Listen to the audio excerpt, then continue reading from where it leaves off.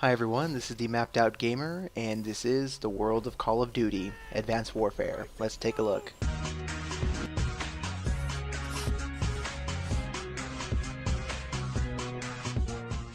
So let's set up the story. It's the year 2054 and South Korea is being invaded by, who else? North Korea. You, a young Marine named Jack Mitchell, are deployed to the front lines of the invasion. During his deployment, Jack experiences a life-changing injury. Enter Atlas, a technologically advanced private military corporation for hire. With an enticing offer to mend his disability, Jack ends up joining Atlas. As the story unfolds, you discover the true agenda of the corporation's leader, Jonathan Irons. Mitchell is posed with certain conflicts that really test his loyalty, and I could feel the tensions he had to overcome. Although this private, army overlord gone bad story has been told before, I still really enjoyed it. Technically, Advanced Warfare is a linear, closed world. However, I still got the sense of openness since I was allowed as a player, to traverse multiple continents.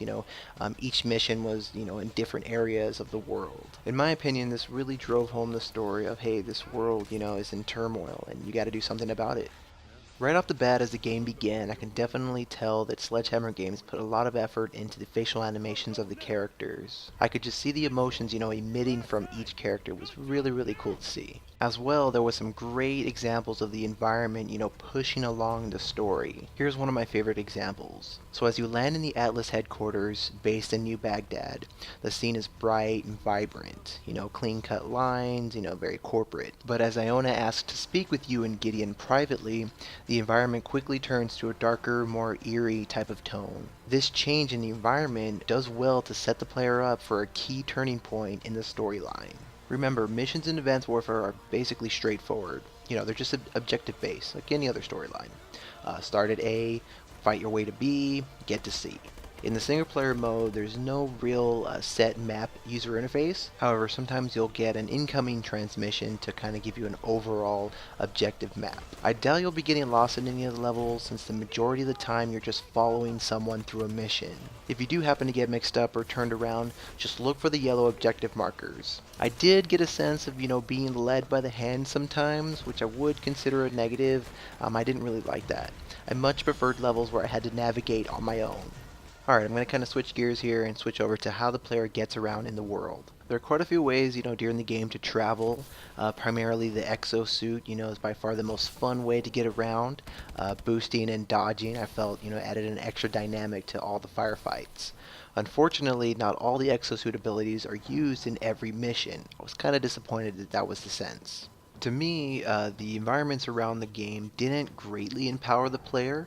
That was basically left up to the exosuit.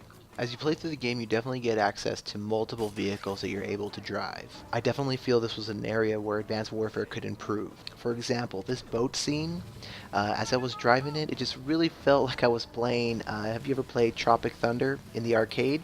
That's how it felt, just real clunky, vehicles just kind of felt real box-like. Okay, so I want to bring this video to a close. Overall, I would say the world of Advanced Warfare really felt realistic and believable. The story's only 50 years into the future, and some of the tools and mechanisms they use, kind of still look attainable, so it brings that sense of reality to the player. Some previous reviews of Advanced Warfare stated it had blurred the lines of film and video game. This could be a good thing and a bad thing, I felt. The game definitely had this blockbuster, over-the-top type of feel. However, I just wanted more freedom as a player to kind of affect certain outcomes throughout. Even though I felt I was just along for this big, fast roller coaster type of ride, the ride was still a fun one, and I really enjoyed this game. Thanks so much for watching my review of the world of Call of Duty Advanced Warfare. Later on, I'll be diving in deeper into specific levels, and reviewing those as well. Stay tuned and have a good one.